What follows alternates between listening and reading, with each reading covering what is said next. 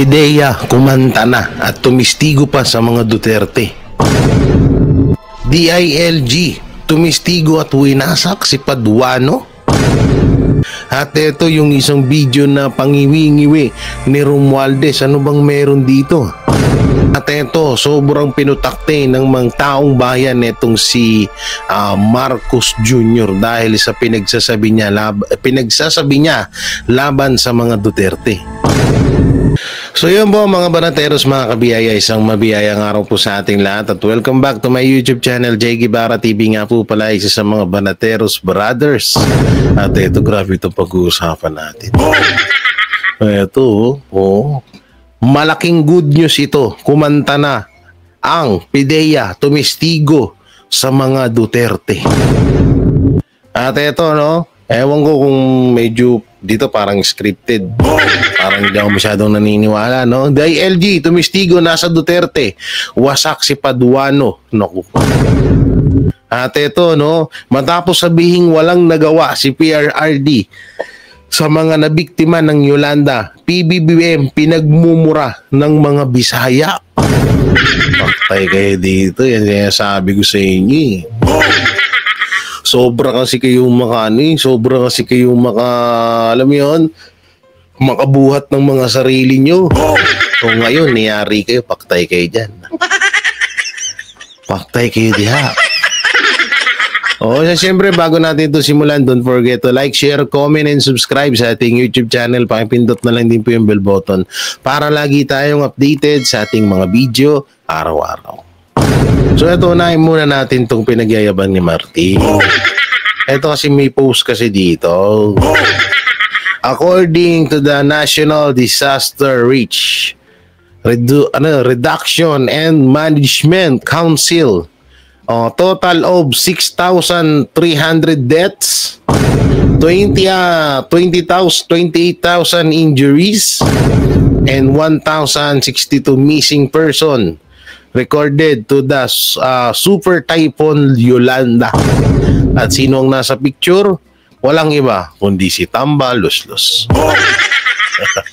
Ngayon ito may nakatanong dito, Akala mo naman talaga may nagawa siya, May nagawa ka ba nung panahon ni Yolanda? So siyempre, babasahin natin yung mga komento ng mga tao dito. Sabi ni Gonggong Ka, Duterte the best president. Ito pa, puro kamalasan at kaadikan na lang nangyari sa pamumuno ni Marcos. Dapat sa kanya mag-resign na para si Inday Sara na ang presidente natin at umunlad ang buhay ng mamayang Pilipino. Dahil pa ritong comment, binas na naman si Meron pa dito, ayuda na more. Ayuda na more. Parang nagmura Ayuda na more. Walang flood control. Yay! Yay! Eto pa, sabi ni Lastimosa Rosales Babylin, astang presidente, di ka naman mananalo kahit kailan, kawawang Pilipinas pag ikaw naging leader. Ngayon nga lang si Marcos, kawawa na tayo Paano pa pag yan ang leader? So dito, ito pa, lahat nakakatawa sabi niya, sino kaya technical advisor nito at ginagamit pa ang climate change para sa diversional tactic? Dapat binigyan diin ang mga measures para matugunan ang problema sa pagbabago ng klima. Ang papel na gagampanan ng mga ahensya upang masawata ito at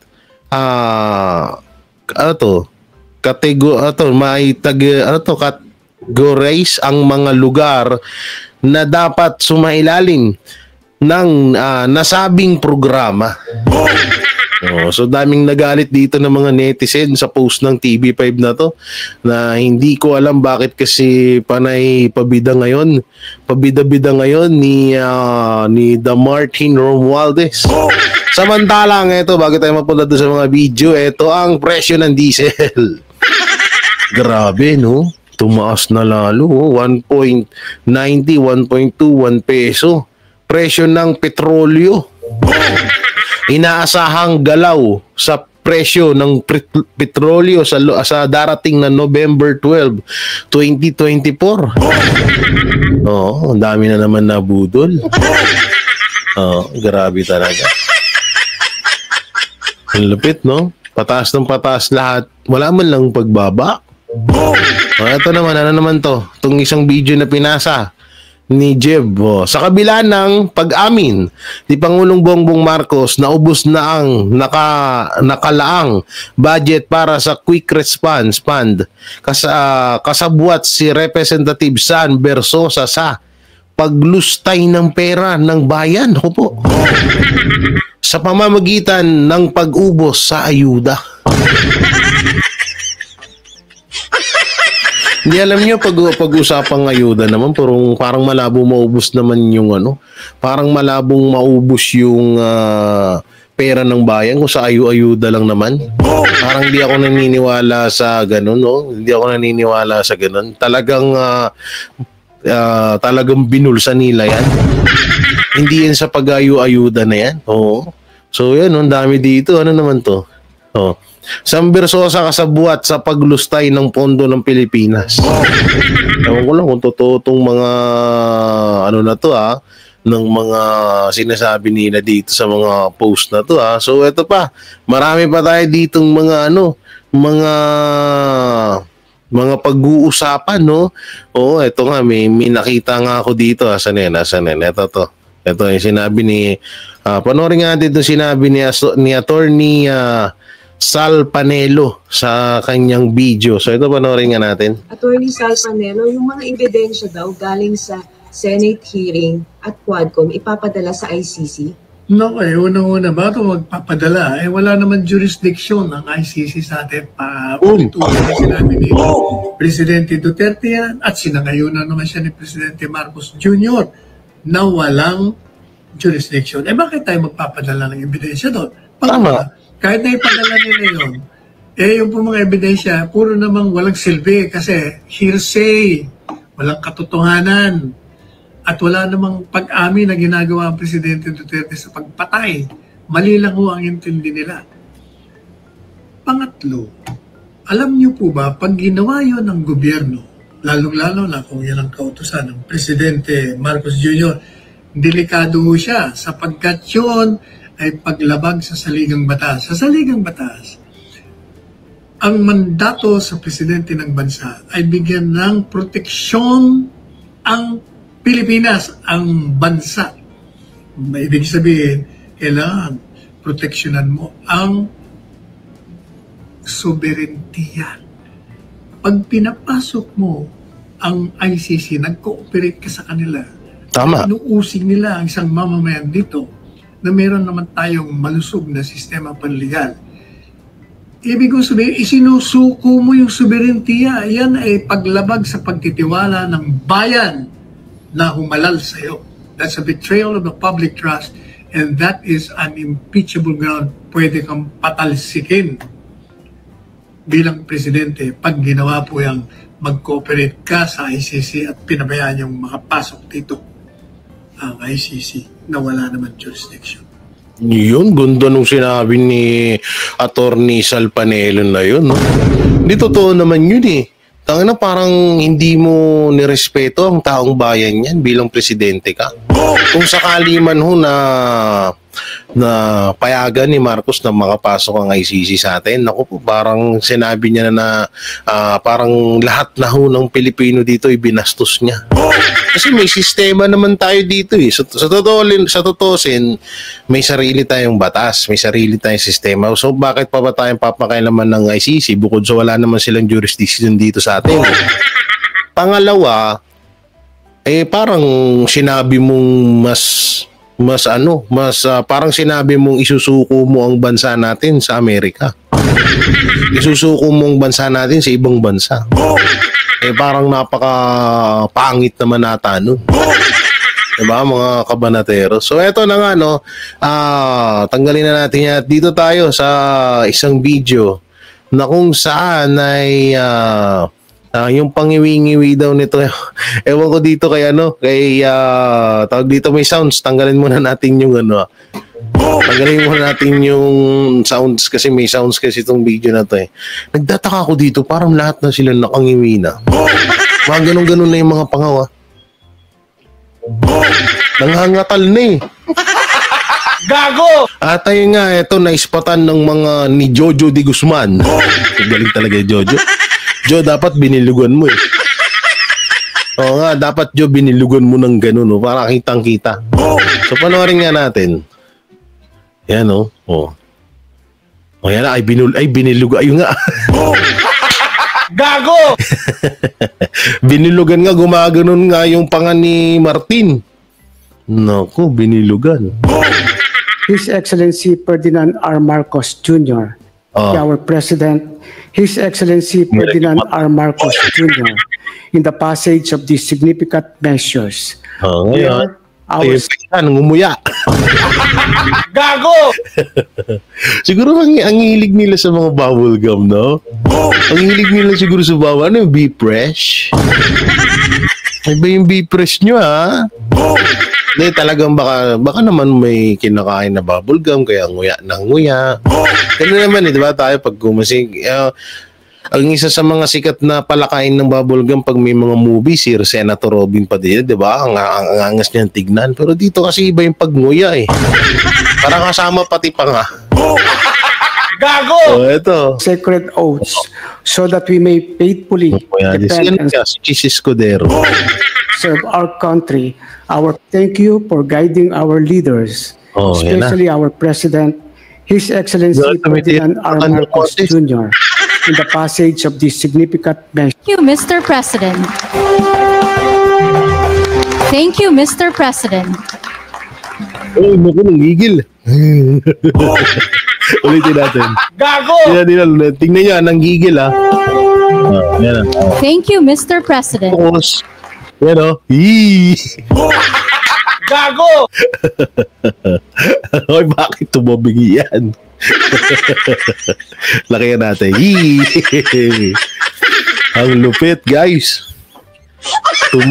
Tumabingi, guys. Ang gigil.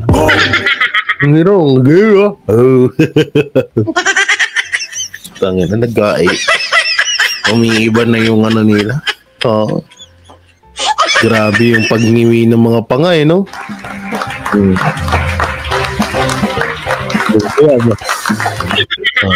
Its sovereignty, sovereign rights, and jurisdiction in our waters. By defining... Laglaki mo. Tangin na. Gago! Sorry, napamura tuloy ako. Sorry, napalunok eh. Kinabahan ako nung lumunok eh. Ulitin natin. Ayan, rights and jurisdiction in our waters. By defining... Tangin na. Gago! Manun eh. Naipit guys. Naglaki. And asserting our maritime zone navigational regulations and procedures while obliging them to comply with navigational regulations and procedures while obliging them to comply with navigational regulations and procedures. Si Martin nangatal na naman. Grabe tong video mo, Grabe tong video mo. Tawag dito, Jojo Di Guzman, talagang kitang-kita yung mga pagtabingi ng kanilang mga panga dito. So ito, pag-usapan natin, malaking good news ito, kumanta na. Ang PDEA tumistigo sa Duterte, nasampal, ano ba to? Nung sinampal? Nasampal ng mga ebidensya ang Kamara. Naku po. So ito, panoorin natin. Usapan ngayon sa mundo ng social media. Ang di umano'y kababayan ang nasabing pagdinig ng Quadcom at ang Zambales representative na si Jay Conghon matapos matapang na tumistigo sa pagdinig at harap-harapang sinampal ng mga ebidensya ng dating PDEA Director General na si Wilkins Villanueva. Tahasang pinatunayan nito na hindi related o walang kinalaman ang dating Pangulo na si Rodrigo Roa Duterte sa mga di umano'y aligasyon ng illegal na droga sa naman pala eh. Bakit kailangan pa ipatawag ngayon si PRRD sa Kamara? PDEA na nga mismo nagsabi na wala namang kinalaman si PRRD doon. Davao City. Sa naging controversial at viral quad committee ng pagdinig, hindi nakapagpigil ang dating PDEA Director General na si Wilkins Villanueva sa mga katanungan ni Congressman Conghon na tila pinagpipilitang iniligtas raw ng dating Pangulong Duterte ang kanyang dating economic advisor na si Michael Yang patungkol sa mga nasabing di umano'y aligasyon ng ipinagbabawal na gamot sa bansa. Pero bago ang lahat, kung bago ka pa, patiklik ang notification na i-upload namin. Oy, shoutout nga pala kay kay Pilipinas News Insider yan. Oh. At ito na subrepresentative kung saan nagkaharap si dating PDEA Chief Director Wilkins Villanueva at si Congressman Jefferson Conghon. Tila nalunod di umano sa kahiya ng nasabing kongresista matapos sabihin ito. Pala sa mga hindi nakakilala kay Congressman Wong ata pa. Wong ata ang pangalan nito. Siya po yung naghahamon kay BP Sara ng lie detector test. About po dun sa isang former employee ng DepEd. Gago! Hindi ko alam kung DepEd ba, kung may correct nyo na lang ako. Yung matanda na may nagpapakita ng ng sobre na binigyan daw siya ni BP Sara ng 50,000. Oh, so siya yun. Siya yung nagsasabi na lie detector test daw. Tapos nung kumasa si BP Sara, sa totoo wala naman sinasabi pa si BP Sara. So nung nagsalita si BP Sara, eto naman may hamon si BP Sara sa mga to na drug test nga, hindi naman nagsikasahan. So dito naman, sinupalpalata sila ni Wilkins. Bakit hindi raw kinasuhan noon ni dating PDEA Chief Wilkins Villanueva si Michael Yang? Mayroon naman daw maraming chismis na lumabas na involved si Michael Yang. Chismis? Ano yun? Anong gagawin nyo sa PDEA noon? Maniniwala lang sa chismis? Gago! Kagaya nyo na lahat ng ebidensya na ibinabato nyo sa mga Duterte galing sa chismis.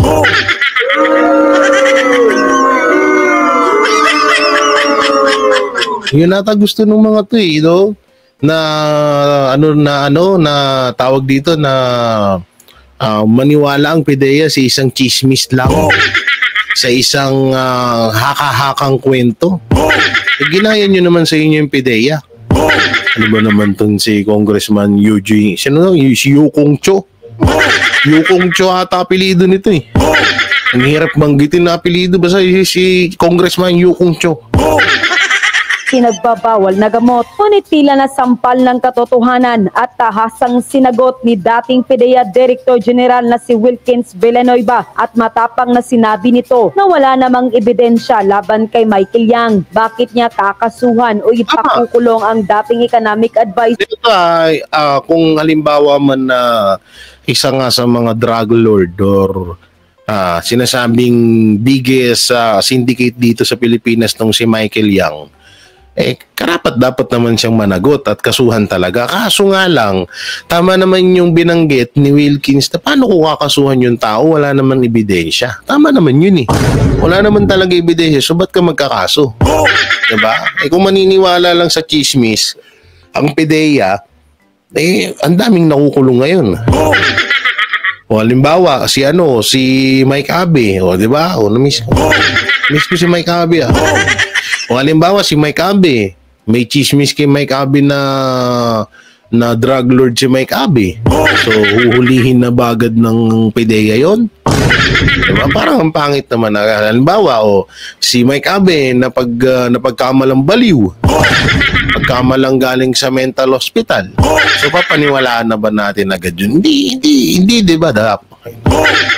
Hindi naman na agad maniniwala ang PDEA doon. Siyempre kailangan ng sapat at matibay na ebidensya. Sir, ng dating Pangulong Duterte, di nga raw mag-i-stand sa court kung kakasuhan na hearsay lang pala ang ipapakita. At tila ipinilit pa nga nito na kaya umano inabswelto ng dating PDEA Director General na si Wilkins Villanueva si Michael Yang dahil malapit ito na kaibigan ni dating Pangulong Duterte at ang dating Pangulo rin ang nag-appoint kay Villanueva na maging PIDEA chief noon. Pagpipilit pa ng nasabing kongresista, malaki umano ang utang na loob nito kay dating Pangulong Duterte. Kaya klinier ni PIDEA chief si Michael Yang. Ngunit harapan nitong sinagot ang nasabing kongresista na hindi nito itataya ang kanyang dangal at pangalan dahil may mga anak pa itong magdadala ng kanyang apelyido. Hindi naman tatanggapin ng korte ang isang ebidensya na hearsay lang. Mas magaling pangaraw ba sila sa PIDEA na siyang aktwal na nag-iimbestiga kumpara sa Quad Committee hearing na tila naniniwala raw sa puro chismis. Komento pa ng ilan sa ating mga kababayan sa mundo ng social media. Wala nang kabuluhan itong mga hearing-hearing. Very obvious naman na one-sided at may pinoprotektahan. Diyan naman talaga, obvious naman talaga yung mga pinagagawa nila dyan, no? So dito naman tayo sa isang video na kung saan ay nasaan na yan? Ito sa UNTV, no? Ito nga, no? Ito yung plano ng Quadcom. Karugtong ng pinapanood natin. Ito, Quadcom hearing. Planong tapusin bago mag-2025. Susunod na hakbang kay PRRD. Pinag-aaralan na. Ano pag-aaralan nyo? Wala na nga. Hindi na. Ayaw nga pumunta ng tao dyan dahil wala naman talagang kwenta dyan. Sa susunod na linggo, nakatakdang isagawa ang ika-11 public hearing ng House Quadruple Committee o Quadcom na nag-iimbestiga sa extrajudicial killings ng anti-drug war ng Duterte administration, illegal pogos at illegal drug trade. Kung si Quadcom overall chairperson Representative Robert Ace Barbers ang tatanungin, umaasa siyang matatapos na ang isinasagawa nilang mga pagdinig bago magsimula ang taong 2025. Hopefully, sana this year. I cannot really honestly say hanggang kailan, but I'm looking at before the end of the year. Sa tingin din ng kongresista, malapit nang matapos ang investigasyon nila sa illegal pogos. Gayunman, aminado itong ilang pagdinig pa ang kinakailangang isagawa para maisara ang usapin sa EJ case. Gayon din sa illegal drug trade. Dalawang topic na lang ang maaaring maiwan at mangangailangan siguro ng ilang hearings pa, itong topic sa drugs at saka itong topic sa what they call this dito sa EJK. Kasi alam mo, maraming gusto magsalita talaga Ayaw naman namin na i-ignore, no? Lahat ng gustong kaya nga pinapaaral pa namin, pinapavet pa namin sa mga abogado. Samantala, kaugnay ng patuloy na hindi pagdalo ng dating Pangulong Rodrigo Duterte sa kanilang pagdinig, pag-aaralan pa ng Quadcom kung ano ang susunod nilang magiging hakbang. Batay sa panuntunan ng Kamara, matapos ang ilang ulit na hindi pagdalo ng resource persons ng walang sapat na dahilan, posibleng mag-issue na ng show cause order. Kasunod nito ay subpoena at kung hindi pa rin dadalo ay maaaring magresulta sa contempt citation at order ng detention laban sa resource person. Kaya ng sinabi ko nga doon sa isang video ko, ang plano lang talaga rito ay mapasuko nila, mahawakan nila si PRRD para i-turnover nila sa ICC. Lang naman ng nila dito. Samantalang nakaka-boring na yun, dito tayo sa exciting. Dito tayo, nakabanggaan, Wilkins Villanueva, binabara ni Abante. Nagkasigawan. So, panoorin natin to. Ipapasok mo na agad ang pangalang Michael Yang. In fact, walang information na pumasok sa akin na Michael Yang is involved. Point of order, Mr. Chair. Ano ba sino ang pinapaliwanag ni General Villanueva? Siya ba o si Michael Yang? Sino ba pinapaliwanag mo? Sarili mo? Bobo. Nagalit ka naman si Abante. Hindi ko, Mr. Chair. Paliwanag mo yung sarili mo. Yes, sir. Ba't masagin ka na ibang pangalan dito? No, Mr. Chair. Kasi high blood. Partida daw guys hindi daw siya dito galit Lagi niya sinasabi yan, hindi ako galit. Hindi daw siya galit. Hoy, may mga Jesus Christ ka pa dyan sa dibdib mo ngayon na lang ako. Mr. Chair, ngayon na ako nagsalita hindi ako nagkasalita kanina pa Yes, Mr. Chair. Yung aking saloobin tungkol kay Alan Lim. Baka pwedeng may flash natin, Mr. Chair, yung alleged Alan Lim na picture na Mr. Chair. Okay, yes. He is lawyering for Michael Yang No, Mr. Chair. No, Mr. Chair. Hindi maintindihan no? Hindi naman ginagawa, wala namang ganun na nangyayari. Si Abante talaga. PIDEA Director General Wilkins Villanueva raising his hand. May I know what that is, General Villanueva? Kainom na nga lang ng datos. Mr. Chair, habang tinatanong ni Honorable Congresswoman Luistro si Colonel Asierto, inabanggit niya Lamo ang pangalan ko as one of those na may patong sa sindikato. Sige, please explain. You have 2 minutes. Mr. Chair, nagsilbi ako. Kaya ko ito, walang PNP. Forward natin doon kay Abante. Maganda yung kay Abante. Napasok mo, Mr. Chair, na wala ka pang pinapasok na ebidensya na related sila ay kasama ni Alan Lim at Johnson Chua. Johnson Chua is a personality. Kasama po siya sa kaso. Alan Lim is a personality na nahuli sa Cavite clandestine laboratory. Just because kasama mo yung Alan Lim and Johnson Chua na wala ka pang pinapasok na ebidensya na related sila, ipapasok mo na agad ang pangalang Michael Yang. In fact, walang information na pumasok sa akin na Michael Yang is involved. Point of order. Ang gusto ata ni Abante dyan na former ex-PIDEA Chief Wilkins Villanueva, ang gusto ata ng mga Congress, kahit wala pang kaso, kasi nakikita naman natin ngayon, tingnan niyo yung mga witness nila, puro dakdak lang. Wala naman pinapakitang ebidensya, di ba? So ang kagustuhan nata nila dyan, pag may nabalitaan kang adik si ganito, adik si ganyan, mamamatay tao si ganito, si ganyan, kulong agad. Or gusto nila kasuhan agad. Yun ata yung pagkakaintindi nila sa batas. Mr. Chair, ano ba, sino ang pinapaliwanag ni General Villanueva? Siya ba o si Michael Yang? Mr. ba pinapaliwanag mo? Sarili mo? Sarili ko, Mr. Chair. Paliwanag mo yung sarili mo. Yes, sir. Ba't mapagin ka na ibang pangalan dito? No, Mr. Chair, kasi ngayon na lang ako. Mr. Chair, ang sinabi ako nagsalita, hindi ako nagkasalita kanina pa. Yes, Mr. Chair. Ang sinabi kasi ni Colonel Topong. Gago! Topong, golit si Totong. Galit si Tatang Bishop, guys. Okay. Asierto, patong ako dahil ikinlir ko si Michael Yang. So, as far as I'm concerned, Mr. Chair, wala akong kahit anong information about Michael Yang. Nagbigay siya ng information kay General Bato, kay General Aquino. So, Alan Lim, involved sa illegal drugs. But, Mr. Chair, baka pwedeng maipakita natin, kasi pinatawag kasi ako sa Malacanang noong 2021 para i-explain yung... Mahirap dito Pag tinanong ng Kongreso, adik ba si Michael Yang?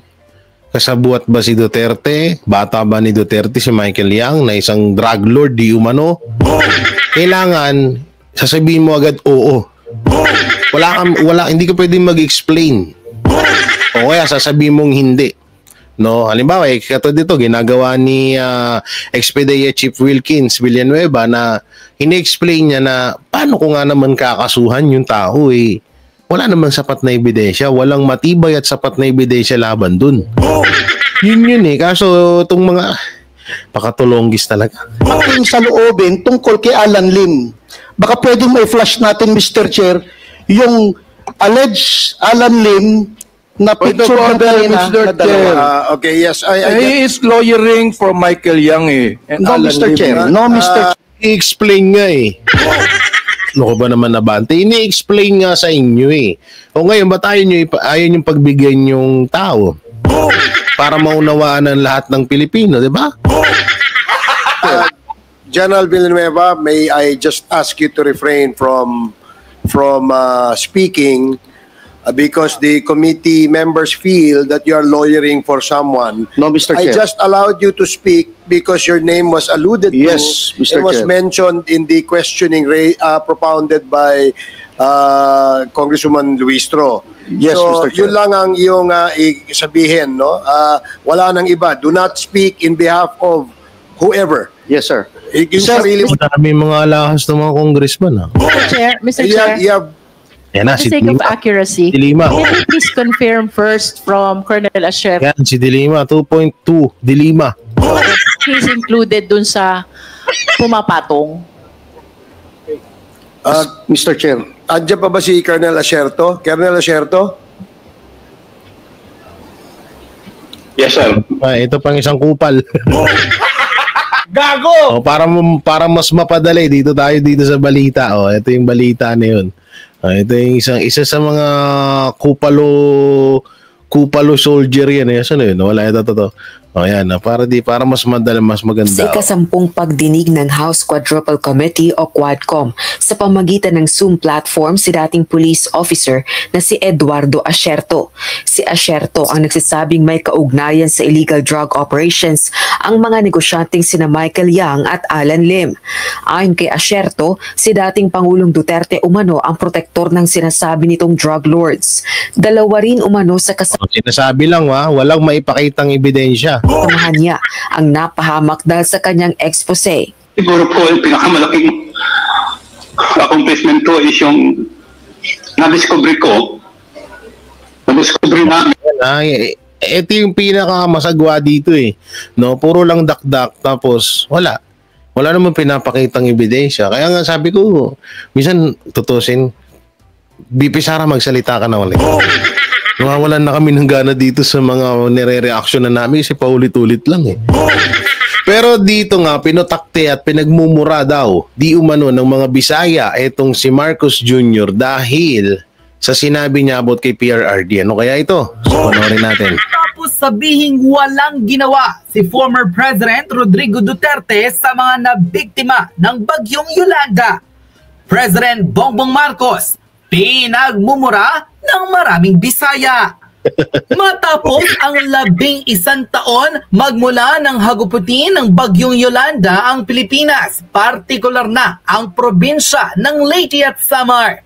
Tila hindi makapaniwala ang maraming Pilipino na patututsadahan muli ni President Bongbong Marcos ang dating Pangulong si Rodrigo Duterte at sasabihing wala raw itong nagawa o halos hindi raw nito natulungan ang mga biktima ng Super Typhoon Yolanda sa mga lugar ng Visayas. Kalokohan nyo. Tangina, mayor pa nga lang si PRRD nun, tumutulong na Kung ikaw ba, nung senator ka, tumulong ka ba sa Yolanda? Hindi naman malaking kalokohan. Tsaka ito ulitin namin, baka may mga hindi na naman nakakaalala So 100% na kasira or na sa mga nasalanta ng bagyo sa Yolanda ay nasa 15% na lang po ang natitira na gagawin ng Pangulo ngayon ni Marcos para makomplete na yung pagtulong sa mga nasalanta ng bagyo sa Tacloban. So, nung panahon ni Ninoy Aquino, natulungan yan kahit papano. Siguro mga nasa 30%. At nung naging presidente naman si PRRD, umabot po ng halos 75% ang naitulong niya doon sa, doon sa, tawag dito doon niya sa Tacloban. No, at maraming video nagpatotoo na kung to sa totoo nga lang yung pagtulong ni Ninoy Aquino dun, sira na yung mga bahay. Ikaw pa naman lagyan ng mga maninipis na plywood. Yung mga bahay ni PRRD na pinagawa doon sa Tacloban hanggang ngayon napapakinabangan pa rin. Ngayon magkailan na lang, halos nasa 10% to 5% na nga lang ang gagawin ni Marcos, siya pa yung nagreklamo. Sa nasabing exclusive interview, sinabi ni President Bongbong Marcos na tila ngayon pa lamang raw sa kanyang administrasyon magsisimula ang tunay na pagtulong sa mga nabiktima ng nasabing bagyo. What?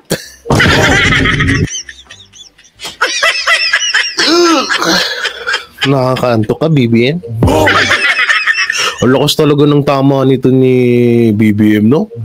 Hindi ko rin alam kung saan nanggagaling ang tama nito. Sa Bicol nga, hindi mo alam ang gagawin mo Sa Tacloban pa kaya? Tsaka ito kung may magagawa ka man sa Tacloban, siguro yung pamimigay ng ayuda. Yun lang. no? Sasabihin mo, bigyan ng bahay, lupa, yung mga tao doon, posible yun. Posible yun. Ewan ko sa'yo, Marcos, minsan, pagtutulog ka kasi. So yan mga banateros, mga kabiyaya, anong may kukomento nyo sa mga napanood natin at na-reaction na natin ng mga video, comment nyo lang po dyan sa baba. Siyempre, don't forget to like, share, comment, and subscribe sa ating YouTube channel. Pakipindot na lang din po yung bell button para lagi tayo updated sa ating mga video araw-araw. At pakidamay na rin po ang join button and super thanks sa palaking bagay po ng inyong naitutulong sa aming mga YouTube channel. So yun, hanggang dito na lang. Ingat po kayo palagi. God bless and peace and bye-bye.